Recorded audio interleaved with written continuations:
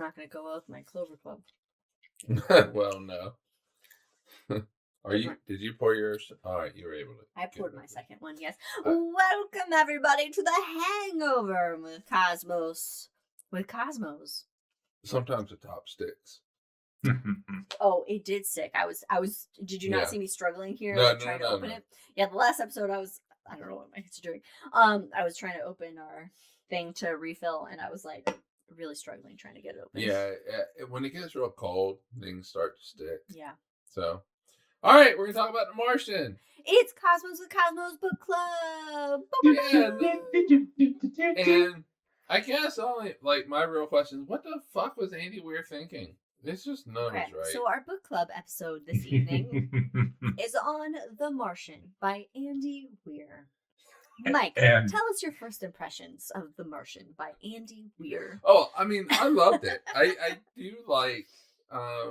I've read 2 Andy Weir books. Me too now. Yes, Amaze. The Martian. Amaze. All right, so short. You don't need to explain it. Just whatever. No. Short story, detour, whatever you want to call it. We do the Wordle. I cannot wait to get to day 365 so I can stop doing the Wordle. But anyway. You're not going to do the Wordle again? I know. I need a break. It's just too much that I have to think about it every single day because everybody's doing the Wordle. You don't have to do it every day. You do it when you want to do it. It's too much. But also... It's good for your brain. But also, I'm at 240 days, and so now it's I have to hit 365. I'm at 185 days. This is my longest by far streak. So anyway, I don't know what the word was. I cannot remember, but there was a chance the word was going to be amaze. Yes, and I tried amaze. You did. I did. And I was like, oh my God. This is it. Yep. So it was.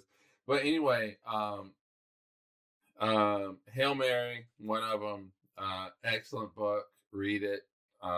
Read it. Movie comes out March 20th, 2026. But even if the movie did not come out, read Project Hail Mary. But You'll be amazed. The other one also in a movie is The Martian. And so the book follows these intrepid astronauts. They land. They're not the first to land on the moon. I mean, on Mars. But they do land on Mars, and a dust storm comes up, which is not uncommon for Mars. Yeah, dust storms all the time. Dust devils. These can be planet-wide dust storms sometimes. Mm-hmm. But for the plot point, the dust storm knocks this thing over and impales. It fucks up the mission. It impales Mark Watney. Ultimately leaving him stranded on Mars while all the others were able to escape, but they didn't want to go back well, they couldn't go back for Watney because they needed to get out. And they also thought that he was dead because honesty, he was impaled.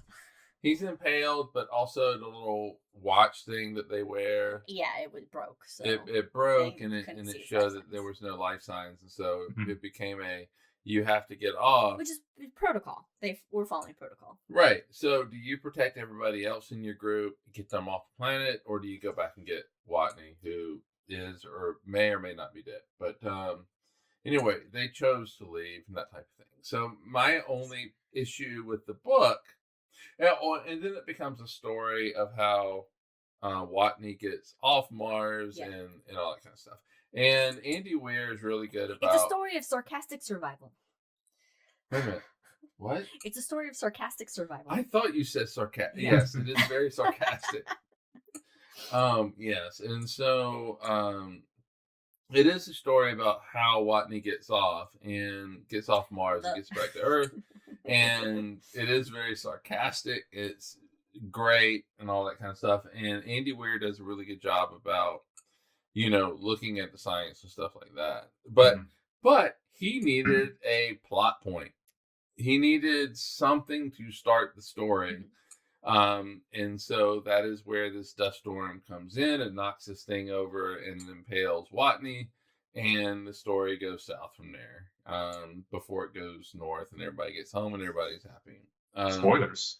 Yeah. And so my only issue, and I understand why he did it, is that there was no way a dust storm would blow over this thing that is tied to the fucking ground and impale Mark Watney and all that kind of stuff. And that is because if you have 100-mile-an-hour wind on Earth, you have a hard time standing up. It's gonna fuck some shit up. It's gonna give me wind PTSD. It does, because we did have that. I don't know if they were 100 miles. Well, it's sort of like it. I've actually been in 100+ mile-an-hour wind, and it's difficult. It's rad. Hurricanes. Oh, right. Yeah, I'm from hurricanes, and Oklahoma had winds too. Dear Lord. Oh, yeah. I'll take earthquakes any day. They happen not that often, and I'll take them. They're a little, at least it's like a little roller coaster ride. Yeah, so 100-mile-hours here on Earth is a pain in the ass, but on Mars, what's it like, Mike? 8 miles an hour. So nothing. So, just and that's because Mars basically has no atmosphere. Right, its atmosphere it's a very thin atmosphere. 1% of the Earth's atmosphere. Yeah, there's not a lot of pressure there to be blowing over heavy shit and destroying, Yeah, so I used to say it's like if I think I've talked about the Martian and Planetarium shows or whatever. Yeah, we've talked about it, especially in like Daylight Mars when we ran the show Daylight Mars. And I had run across a great description for it. And if so what is it like to experience 100 mile an hour on Mars? 100 mile an hour wind on Mars. And it is if somebody takes a feather pillow and they hit you with it, but they hit you with the feathers, and so I'm gonna hit you so hard. And it's just feathers hitting you in the face. And it's just the feathers hitting you. That sounds wonderful. It does sound wonderful. That's kind of nice. It does. Yeah. It's like And so there's no way, but we should look up and do what it would be on every planet.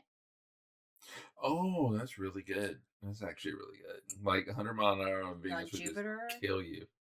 Yeah. Yeah. So, Andy Weir needed that plot point to have the whole story. And I've known it about that. It is fiction for a reason. Yeah, but what is it? The word that we ran across the other day, like describe some of this fiction, because we talked about. I looked it up, and it's in like science fiction. What's the context? Oh, yes. Yeah. Yes. What's the context? What is the context? Okay, it's like oh fuck. Yeah, describe the type of fiction. Go through your search history. It describes the type of fiction. It's like situational. I think it's called situational fiction. Fiction, situational something.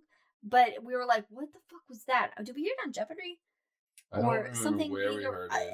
And we were like, what is that? And he looked it up, and it encompasses science fiction and alternate historical fiction and that sort of thing. Okay. But I can't remember.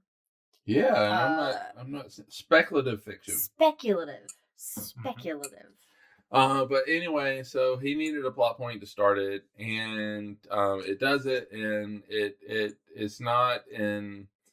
That's not really rooted in reality, but the rest of it probably pretty much is. And, it really is kind of an amazing story that probably would not happen in real life. No. And to that point about everything else being more or less accurate, Andy Weir himself was a computer scientist, and his dad was a particle physicist. So he had the science down.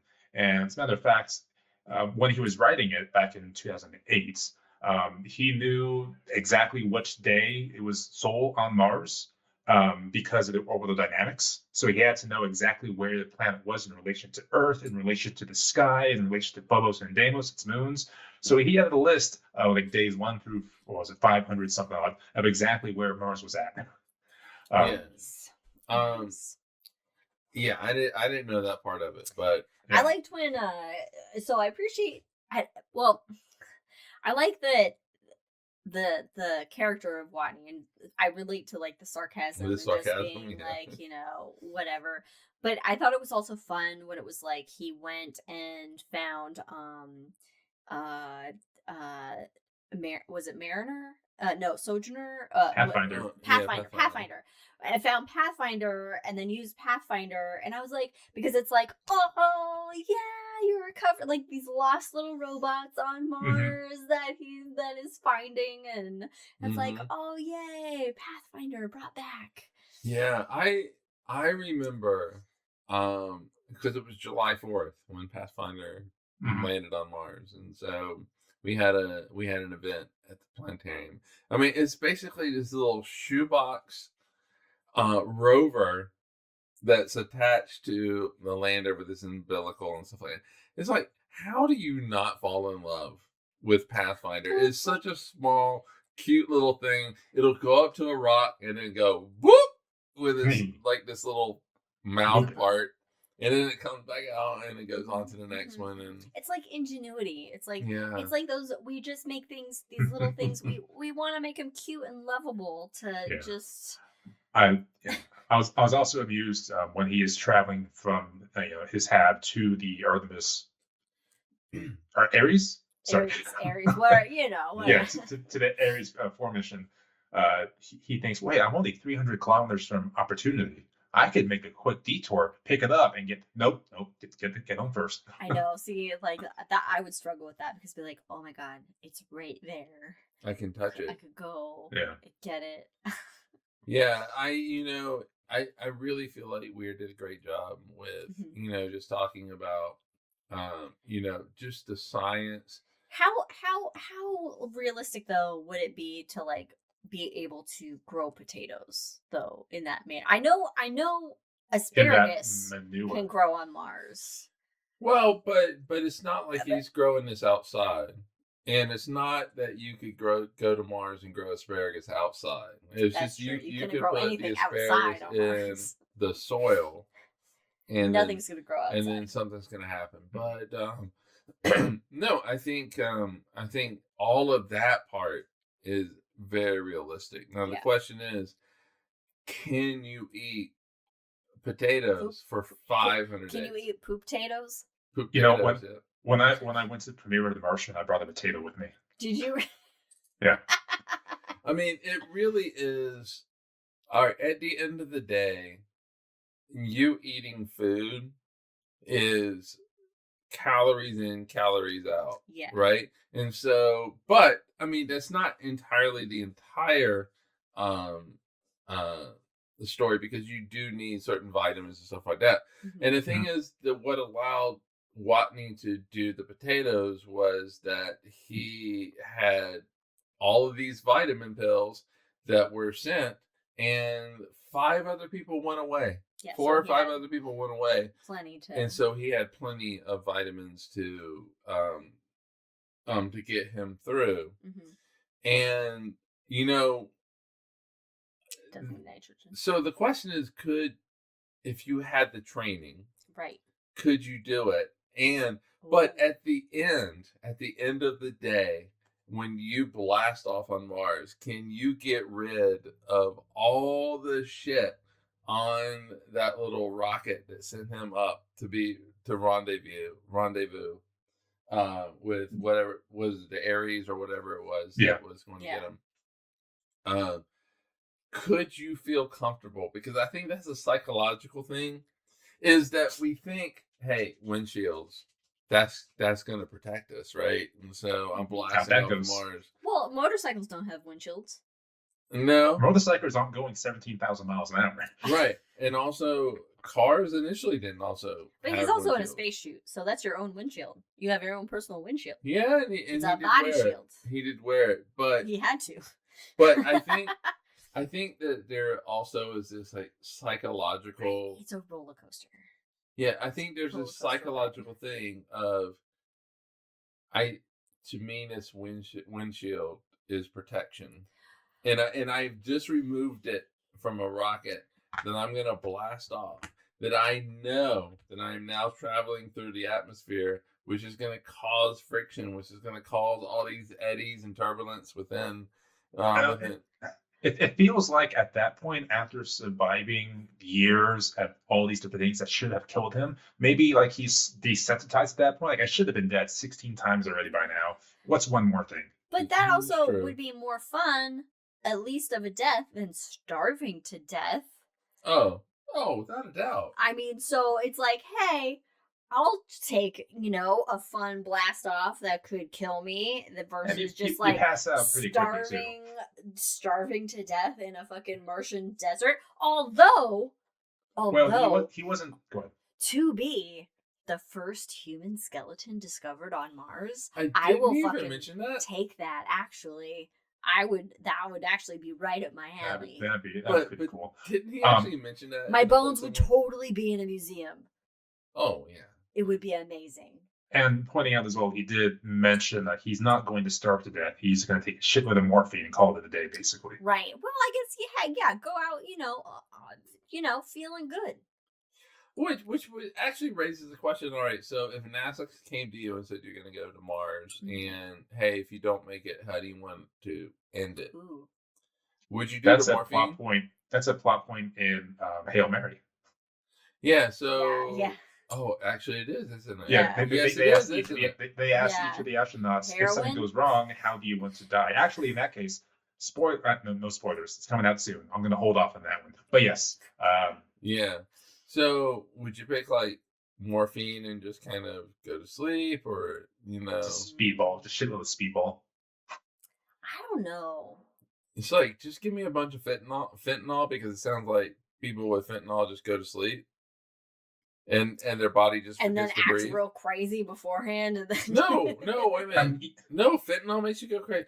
Obviously, I've never used fentanyl. It's like super meth, right? Oh, you see, I thought it was like maybe some bath salts. Then remember when bath salts were a thing? Yeah. Oh no, that was then like then you just go outside running around naked on Mars, and then you just freeze to and death. eat people's faces. But you can also just slightly increase your CO2 and go to sleep that way. Yeah. I don't know if I want to go to sleep. Be awake when you die? No, I'll just go jump. I'm gonna go to Valles Marineris, and I'm just gonna jump off. What's my descent time? Wow. What's my descent speed? Am I gonna hit the bottom in a smash, or is it? It depends where in the valley you're jumping off. I mean, I'll go to the highest point. Well, all right. Oh. But you also have to be No, I got it. Okay, so remember when you're little and you go to the park and you roll down the hill, a grassy hill, and you roll down it lengthwise, and you roll down a grassy hill and it's Slip on his thing. Mm-hmm. Used to do it at Oak Hill Park, Alamo, California. Check it out. Right, okay. I was going to say, nobody knows that reference. But, go up to the top of Olympus Mons, or as high as you can get, because it does breach the atmosphere on Mars. Go out and then just roll down Olympus Mons. That's gotta kill you. I mean, does it have that much of a, because it's massive. I don't know how much of an incline it actually is. Like, can you roll? The incline is not as big as you think. Okay, if you get to the top though, you're reaching the atmosphere. Right. So what actually might be quicker with Olympus Mons is you just jump into Caldera. Okay. So then I'll find a ring and I'll go to the top of Olympus Mons. I just want it to be dramatic in some way. I don't want to just fall You can asleep. always just take your helmet off. That seems... But and then your face will like... Too cold. And then freeze. Seems too... Yeah, no. I mean, but would you preserve on Mars? Would you mummify on Mars? Of course you would. Nothing... Would it be instant mummification? So they're not finding my bones? Sure. There's no bacteria to eat you.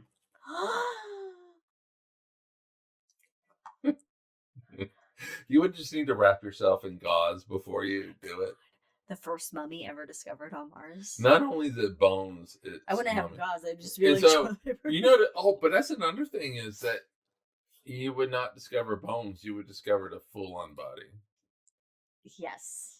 Because the bacteria, right? I mean, I will go find like Spirit, the rover.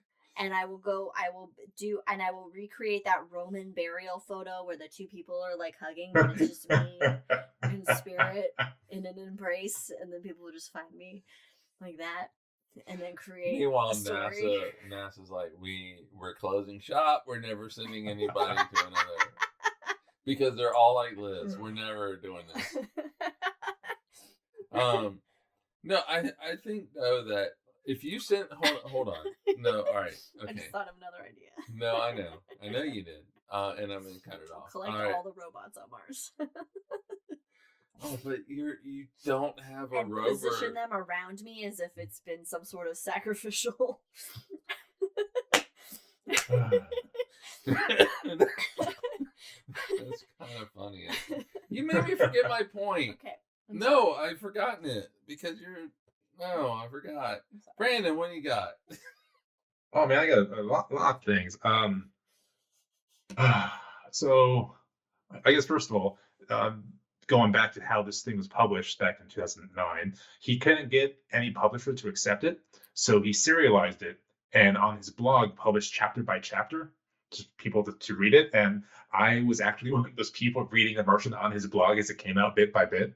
Oh, that's cool. Yeah, until he actually self-published it in like 2013, I think, to actually book form. Yeah, and from there, and then he got like a movie deal. You know, but the serialization, that's how they used to do it back in the day. Like Sherlock Holmes was all serialized. Yeah. Now, I will say that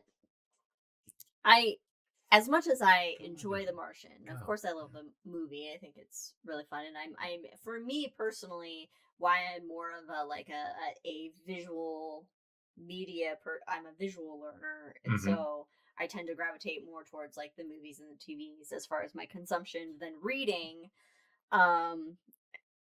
things. And it takes kind of a lot for a book to really kind of like stick in me or be like something that I'm like, oh my gosh, amazing or whatever. But I don't know. There was something about his writing style that I was a little bit like, to me. Like it wasn't necessarily like as much as I enjoyed it, and it's been a couple. To be honest, it's been a couple months since I finished it and us doing our book review. Wait a minute, are you? But I also so I am gonna say, since we're not doing a book club episode, or at least right now, on Hail Mary, and not to reveal anything in Hail Mary, since that is a movie that's coming out, and we do encourage people to read that book. As much as I did enjoy Hail Mary, actually more than I thought I was going to when I started the book. And there's really only one reason for that, and that's Rocky. But right. the writing style and the main character personality was very similar to The Martian, and so it made it like kind of a little one-dimensional. I mean, I read Hail Mary after, so right. but it was just like when I was reading The Martian, there were some aspects of it that I was like, I felt like it wasn't like, I was like, it didn't seem like great writing to me, not as an experienced reader or like somebody that really should have any say on what great writing is, to be honest. But like there was like, I don't know, there was just something where I was like, nah, but I stuck with it and I enjoyed the book, and it was at the end of the day the overall story and stuff the Hail Mary, The Martian, or both. Well, when I started Hail Mary, I was like, oh, okay, it's a similar. I was getting a similar kind of feeling of when I was reading The Martian, but I also had some. Mention this to me. I did. And I think a lot of that's probably due to it being a journal form. You kind of at the discretion of the character themselves and how the character would speak and write, as opposed to whipping out your prose and having that kind of beautiful language thrown in. It's what is the character going to say and how is the character going to write. Like they have blurbs once in a while. There's one kind of section kind of interwoven throughout a couple chapters of looking at how a piece of fabric was made over time. And so that kind of steps out from the character's voice and allows the author to have more freedom in the writing style. I don't think it was with the journalistic style of that, because I actually identified with how Watney spoke and his personality, because I feel like, yeah, if I was in that situation, just based on my personality, I'd probably be like, you know, dropping F-bombs and whatever in my personal journals and being very like irreverent and what have you. Whereas you know, there'd be so many ridiculous puns and bad dad jokes in whatever journals that I submit to log everything, you know. So I actually I liked the character. It was just something about the overall writing style that kind of occasionally would take me out of it, or where I was like, like I was like, this isn't. I don't know. There was just something that was like, I don't know how to explain it, because I don't want to use words that are not fair to it's the so author it's or anything. storytelling versus what you can call highbrow writing, highbrow literature. Like, it's a great story, great storytelling, but no, I agree, it's not the Maybe I don't silkiest know prose. To change gears a little bit. Okay. All right. So, you know, this is the reason. All right. So the Martian is the reason why you send just the best of the best of the best of the best to the moon and to Mars. Unless you have $1 billion nowadays, but that being said, okay. Continue your point. Yes. And so, because if you land on Mars and stuff goes south, if you land on the moon and stuff goes south, all right, no, because the moon's a little bit different. It's so much closer to us and stuff like that, and you could mount a mission that much. Yeah. So you got somebody who goes to Mars, the mission goes sideways.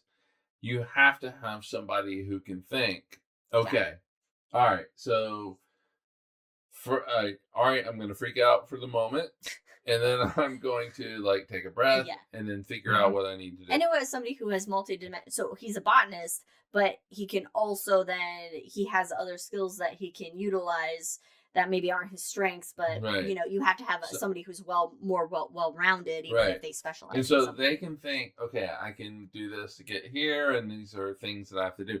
However, though, it's not just Watney that is on Mars or wherever.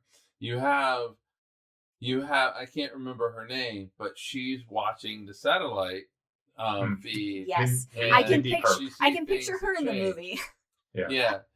Oh shit, things have changed. And then you go to this higher up, but you also need that higher up to be able to go, okay, this is she's seeing this.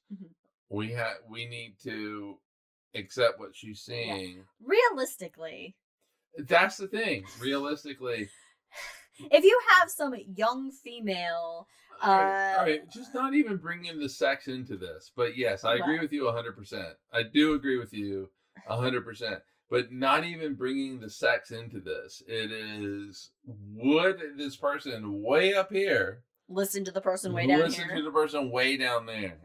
That's the Probably thing. Not in today's Probably NASA. Not. Maybe in 2009 NASA. But then also add in, you know, she's a female. And then it becomes... Definitely, then it's, who knows? I appreciated how they did Star Trekify that, and that it didn't really matter your race or gender. Like, you know your shit you're going to be listened to. No, I agree with that, but humans are humans. And so... But I think the culture... Well, I don't have any data to back this up, but I feel like or at least I want the culture of, say, JPL... Different. You know, NASA to be different, to be like where they wouldn't listen to this, you know, lower level, you know, young woman, you know, and she's saying, "Hey, look, I'm seeing this," you know, and then I do think that his response, the higher ups' response was. Because she did come in, there definitely is this hierarchy. She probably wouldn't be kept in it for the fucking whole thing as long as she was. It probably would have been segued to somebody. I don't necessarily agree with that, but anyway, that's different. But it was you do get a sense of hierarchy, and she was very like nervous in the beginning, and that actually kind of stuck throughout. But well, and then she had. But hold on, but then how you react to people above you when you're nervous, and that there's this like nervous speak that people do, and they don't always get to the point. And he was like, just get to the fucking point, what baseline this for me basically is what it was, and she had to do that. And so that was all. But even as you progress through the story, there was still that hierarchy thing. But at least he listened. And, that's how I feel like NASA should be. And I am going to say, yes, this is how NASA is going to be, because I'm going to say NASA is above the fray for everything. I hope that makes sense. I don't know. I do want to point out that towards the end of the book, when Mark's in dust storm on his rover, she's gets very flippant with her higher ups as well. She gets comfortable and she starts saying fuck and things like that. So she does grow into it later on in the story. So if you were on the Aries and you found out, going back in a second, right? Oh, okay, yeah. No problem.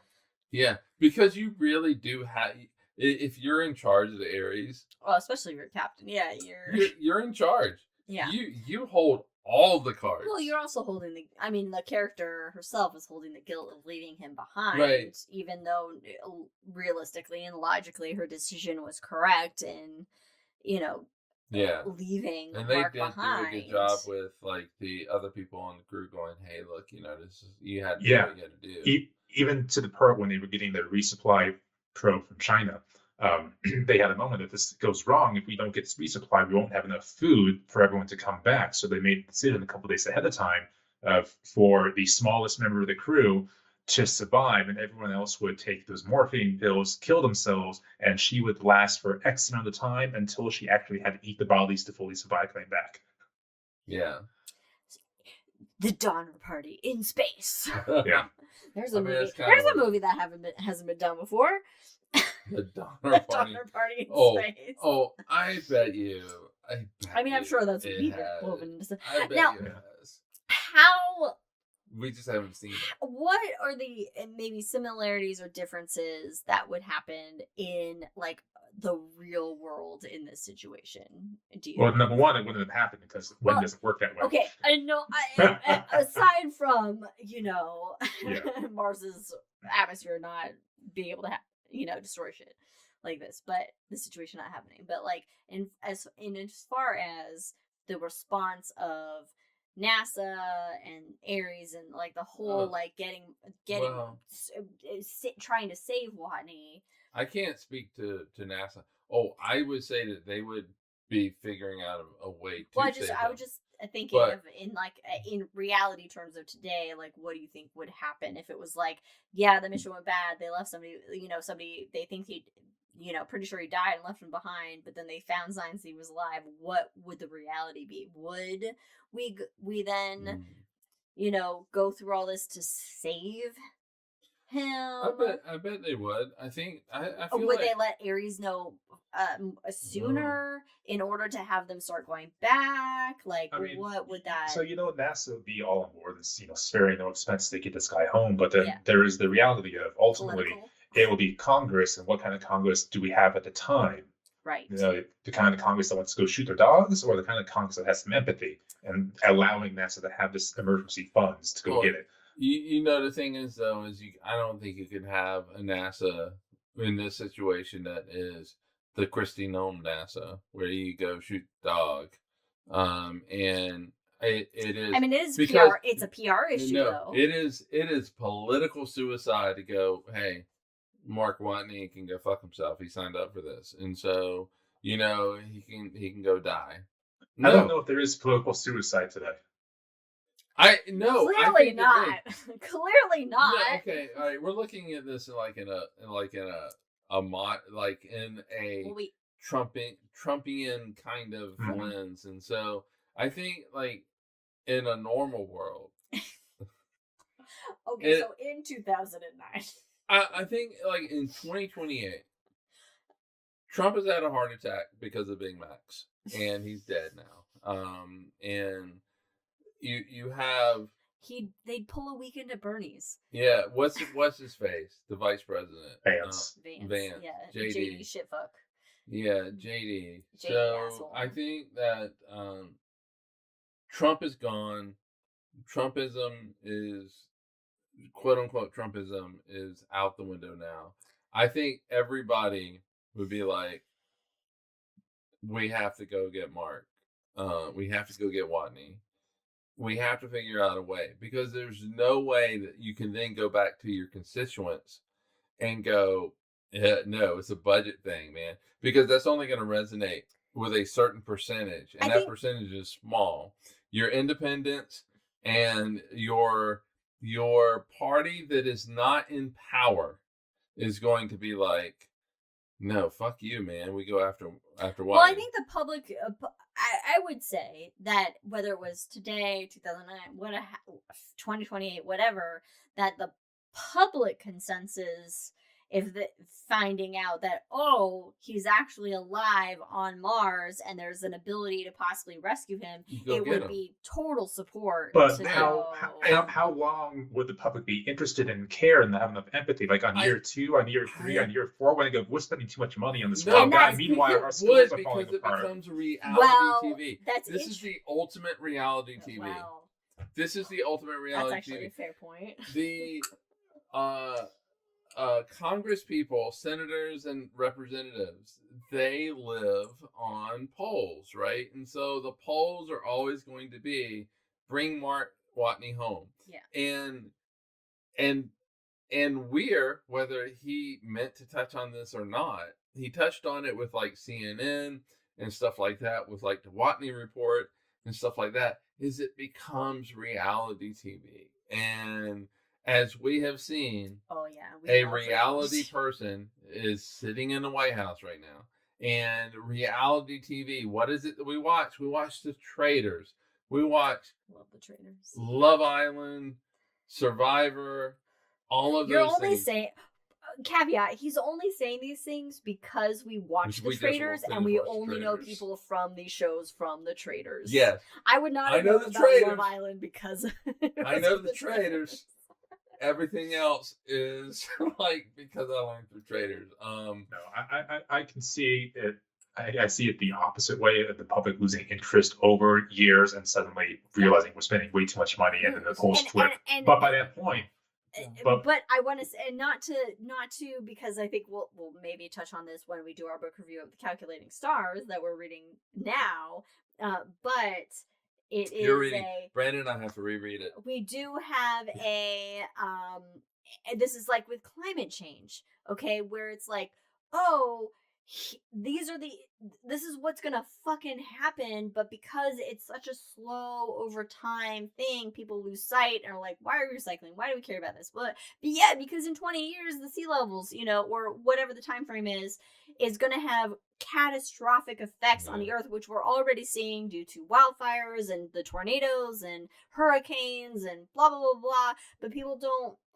We are such an ADHD society, and I don't mean that in any disrespectful way to anybody who has ADD or ADHD, but it's just we're a TikTok. Things have to happen quickly for us to get the meaning of it. Versus way of saying it. Yes, please. We are the MTV generation, and so MTV. All right, I am MTV generation. I am OG MTV. Video kill the radio. Exactly. And so for my generation, Generation X and beyond, everything 3.5 minute clips. Right, yeah. And it's just like that. And so I cannot see beyond this 3.5 minute clip. Jim Butthole brought a fucking snowball into the fucking Congress. He's not Gen Z. I mean Gen X. I know, but just because where it's like, yeah, weather is different than climate. Climate is over a long period of time. So yeah, we do tend to lose sight of when things take too long and understanding long-term consequences. We cannot see beyond the video that we're currently in. Yeah. And so we cannot see even though MTV is telling me the next video is the Beastie Boys. Hey, we've had so many new people on this one. All right, Leia, go lie down. We got excited. Leia's excited now. Or she's even though MTV or VH1 is telling me what the next video is going to be, it's going to be the Beastie Boys Fight for Your Right to Party. We can't see that because we're in Twisted Sisters. We're not going to take it. Yeah. Let me ask another question getting back to the book here. Okay. So okay. kind of related to this as well. Okay. Surely this would have cost billions more dollars to go rescue him between failing probes, building probes, more crew things, XYZ. Would NASA get punished later on? Like, hey, we just gave you guys an extra $16 billion in this year alone. In the coming years, you're canceling all these missions to make up for that. Do you think that would happen? I mean, that's like what fucking Musk makes in a fucking month. So, like, Jesus Right. Christ. Okay. All right. Here's what I think. I think because the book doesn't touch on this, right? I mean, this is a very valid question. So, if I were NASA, all of NASA, Mike George is NASA. Or if I'm in charge of NASA, Watney comes home, photo op of him. And then he's here. Ticker tape in parade. The next Marvel movie. After he gets through, right? He's irradiated, so he's like totally Fantastic Four. Cameo in the next Marvel movie. So I would be like, okay, Watney, I know in the movie you're teaching a class on survival with 2 astronauts, but this is what you're gonna do. Keep your shit, people. You're gonna go on a nationwide tour. God, that's the worst. And you are going to drum up support for NASA. Mm-hmm. And you're going to do this for 2 years in a row. And you're just going to make it so that, like, the people in Congress can't take money from you to penalize those future missions. Look, for me, Brandon's like, this is not as a person, personally, for me, I'm like, NASA, take most of my money and then and then the rest go to like education and infrastructure and the things healthcare? Healthcare, the things that actually matter to human life. But I would say, I would want to think, as much as I am the type of person that like hates people because we're the fucking worst species on this planet, that we would prioritize maybe a human life over other things that can come later and will come later. Because at the end of the day, it's not... Look, we have to eventually develop physics to a point, or understand physics in the universe to a point where we got to get off this fucking planet and move elsewhere, because the sun is going to do the sun's thing, and it's not great for the Earth. Right. Or it's not great for human life on the Earth. I should put it that way. Any life, but Got it. Yeah. So, the interesting thing is, like, we have time to develop these programs for telescopes and to research and do the things. But also, I would say the benefit of spending the extra money to save Watney is that somehow I feel like that would trickle back down into human spaceflight and development and those sort of things, Right. I can't look at this without looking at this through a humanistic lens. Mm-hmm. And so I hate capitalism. I absolutely hate it. And so what? I know, right? What? I hope you still want to be married to me, but because I feel like it reduces decisions to money. And so, what is the difference between a lady who has cancer and Mark Watney? And if you reduce it to money, mm-hmm. then we let them both die, because it saves me money in the end. It's a very capitalistic way of looking at it. But I don't really... yeah, right. Thank you. Yes, I am a commie. I'm a socialist. Damn it. Democratic socialist. We just want free healthcare or taxpayer healthcare. Like, I'll pay more taxes. That's all we fucking want. But this was not explicitly said in the book, and I'm not saying that Weir is making a comment on this, on society and stuff like that. But in the book, we stop. The world stops. The world stops for Watney. We stop. And we do everything for Mark Watney. Mm-hmm. Everything. And there is cheers. There are cheers around the world. Hold on. When Mark Watney, and there's going to be a political statement with this, when Mark Watney, is saved and all this kind of stuff, and everybody finds out. But the irony is that I think we would do that in the real world. Mark Watney is stranded. We must bring him home. We have to do that. We have to save Mark Watney, but we cannot save the person that's trying to come across the border. I told you there was going to be a political statement with this. I That's think because they don't speak English. Right. I think this book on The Martian puts a mirror up to our face, and we have to look at ourselves, but we do not see ourselves in the mirror, because we don't realize that if we're going to do this for Mark, one person, we should be doing this for every other person. Okay, but I think go for it, Brandon. It's just like the issue they have with the Apollo missions with the famous song of Whitey's Going to the Moon. We're spending billions and putting, a couple of guys on the moon, celestial object, and ignoring guy crossing the board, the lady with cancer, ignoring needs here. Or just putting a fucking Tesla car into space. Oh, God. Which is a total waste of money. But no, I think that there's like a hopeful... I hope that makes sense, by the way. Yeah, there's a hopeful... It's hopeful in the sense of like the world unites around saving Mark Watney, because this is a human being, alive, stranded, alone. Like, I think everybody can identify in some aspect of what Watney's experiencing, in a sense of like, I'm a human.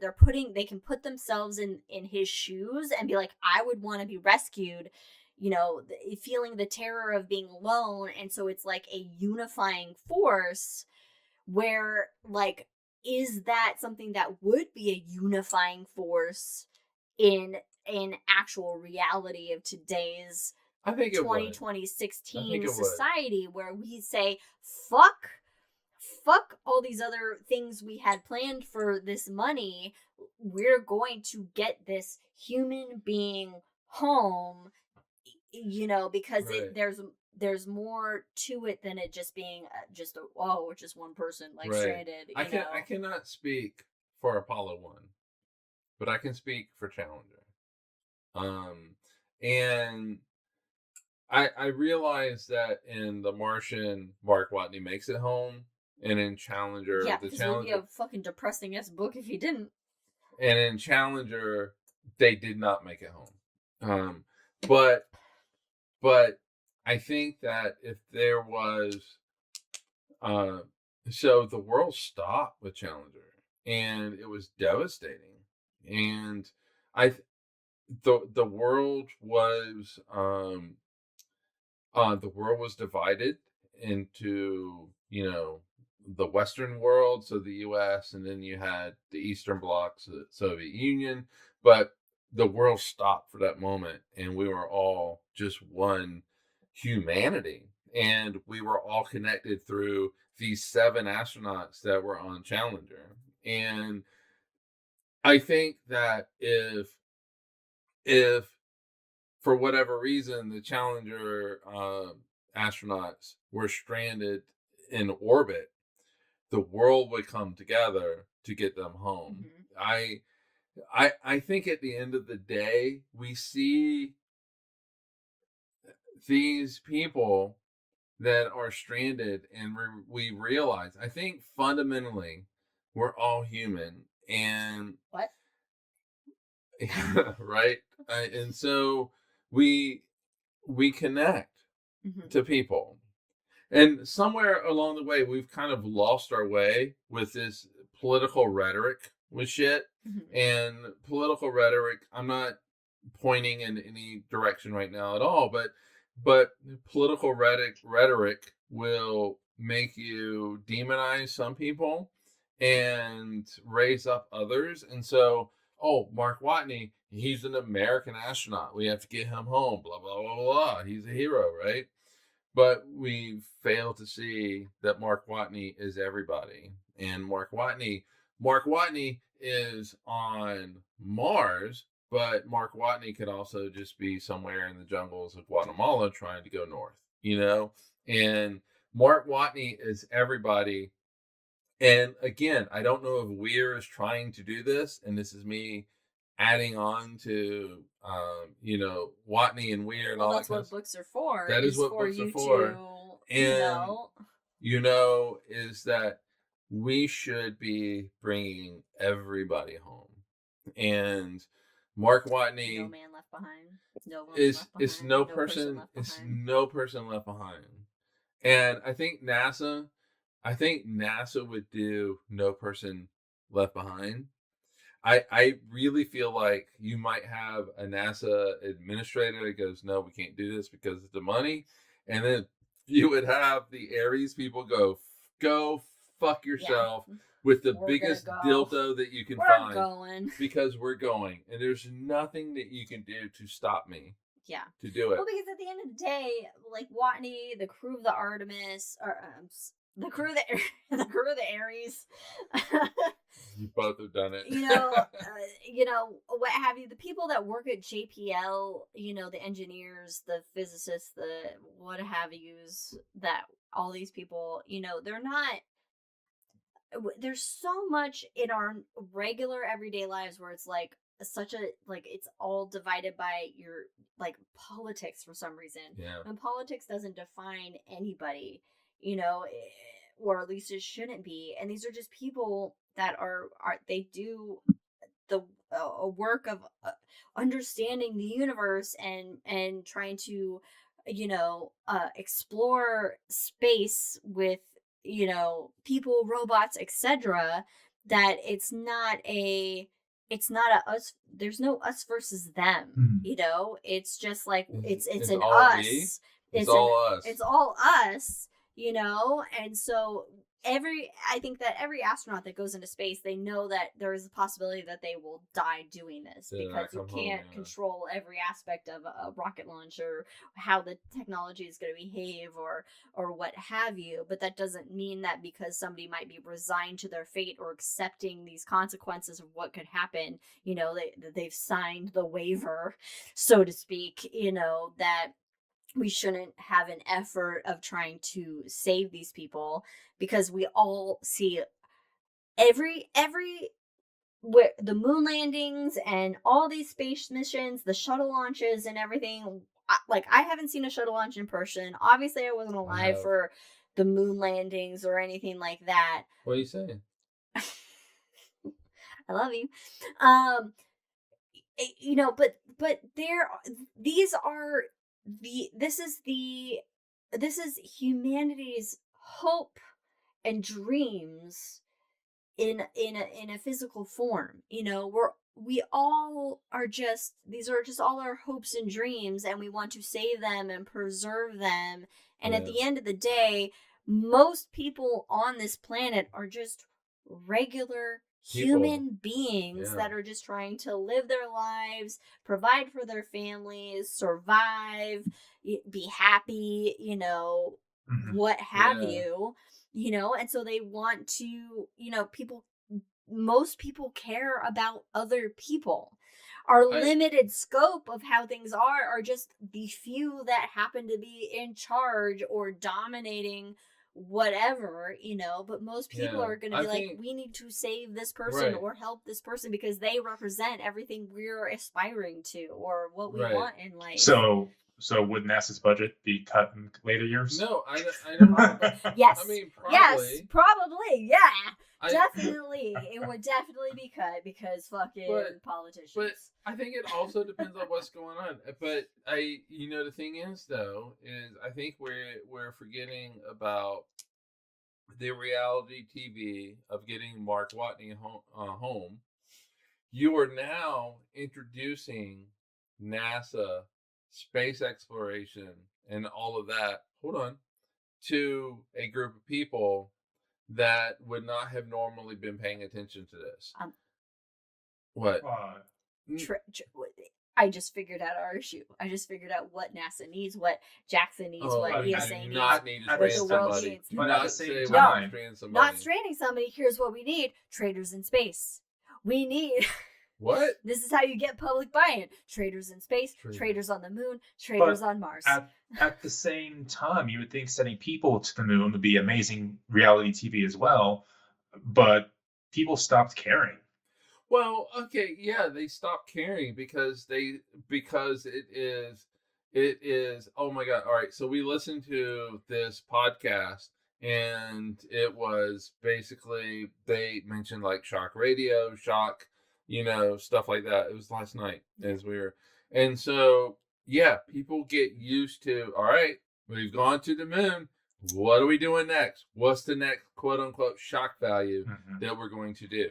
And so, the problem is that space exploration doesn't operate that way. You can't just send somebody to the moon and go, okay, we're going to Mars now, guys. Let's do this. But have people stopped caring, or is it just a lack of it becomes blasé knowledge?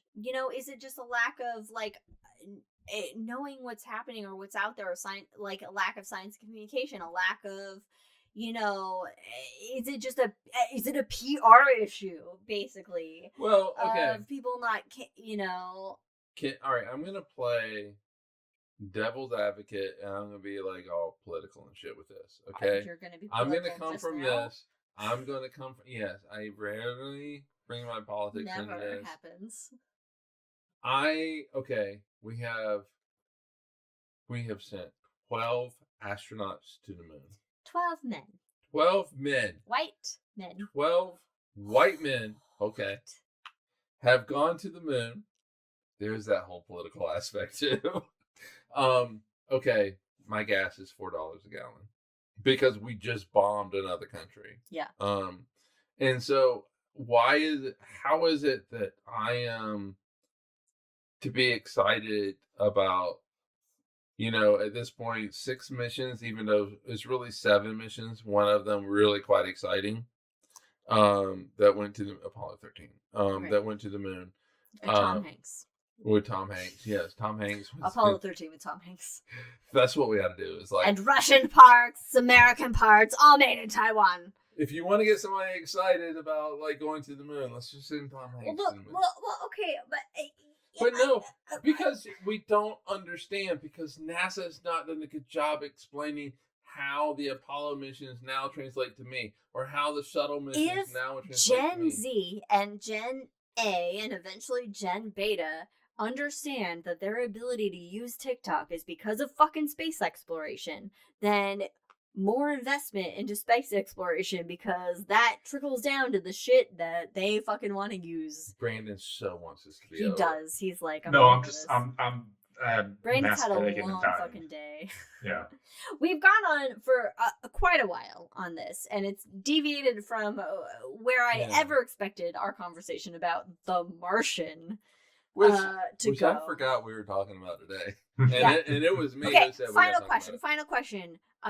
Would you go to Mars? I would. Yeah. I would. Yeah. Even though I like that. Even though I get claustrophobic. Yeah, you'd have a rough fucking time. I would have a rough time. I would, at the end of the day, 9 months later, I would be able to step onto another world. I'd go after the first 5 missions to Mars. Okay, that's fair. But to be fair, also, Mark Watney was not on the first mission. No. But so it was others had gone before him, and well, yeah, you can't account for the dust storms that are going to happen. But actually, you fucking can. But anyway, I think I would. I would. Yeah, because we know that the dust storms aren't going to do shit to you, but throw a bag of feathers in your face. Yes, I would go. I would go to the moon. because you get a tickling sensation. Yeah, you would like anything. And I don't know if this is a psyche. I don't know how. Like, check out the mission to psyche. I don't know how like a therapist would look at me now, but I distinctly remember as a kid looking at Jupiter and going, "I wish I was there." You would die so fucking fast on Jupiter. I would, but I would not be home. I'd rather go to Io personally. Yeah, die equally fucking fast. But looking at Beetlejuice, going, I wish I was there. But it was not so much of I have to get out of my house, because I really did have a wonderful childhood, and I have great parents. It was, what is the world? What is the universe like here? Right. This place. Yeah. And I have grown up seeing pictures from Viking, from Pathfinder, from Venera's. Yeah, Venera was Venus. Oh yeah, Venus. All right, I see what you're doing. Yeah. And so I've always just like, what is it like to be there? And I would like to step foot on it. I'll tell you one word what it would be like. Cool. Silent. Yeah. Magnificent desolation. So fucking quiet. Thank you, Buzz Aldrin, for that. That is Buzz Aldrin all the way. Magnificent desolation. And, I probably, if I was Neil Armstrong, I would set foot on the moon. I would say whatever the fuck I was going to say.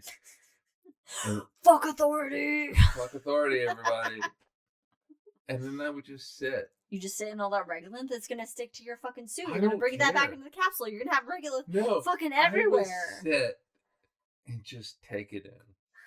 It would be... I think, to me... Would you build a moon castle? Maybe. It would be kind of overpowering. Yeah. I think. And oh my god, I can't imagine just being an astronaut and being on the ISS and just seeing the perspective of Earth outside of being on Earth. Like, I feel like I would just be a blubbering mass of human flesh at that point. And it would discredit any kind of fucking... You know what that's called? What? That's called the overview effect. The overview effect. And I think that every single person on this planet needs the overview effect, especially those that are in charge. Hey, Brandon, what's the quote? What's the quote? I want to grab a politician by the scruff of his neck and say, "Look at that, you son of a bitch." Amen. Amen. And with that, let's call it. Thanks for joining us. Exactly. Those are this episode on The Hangover for the book club of The Martian, which went on a wild ride. Which we do in The Hangover anyway, because the alcohol has hit us after the main show, and here's where we are. So thank you guys for joining us. If you haven't read The Martian by Andy Weir, of course, read The Martian by Andy Weir. See the movie, The Martian. We also recommend Project Hail Mary. And the movie will be out March 20th, apparently, 2026. So check that out. We will definitely, I think we should see it in theater for sure. I thought we decided that's what we'll either be amazed or sad. Amazed. I'm like, jazz hands. All right. So join us in 2 weeks where we talk about something. We will decide something what that to is. Be determined. That is not high in the sky for March. Yes. But of course, as always, go outside when it's clear outside and look up and just engage in the cosmos and look at the wonders that are twinkling out there. Stay safe, stay healthy, resist. Cheers. Bye everybody.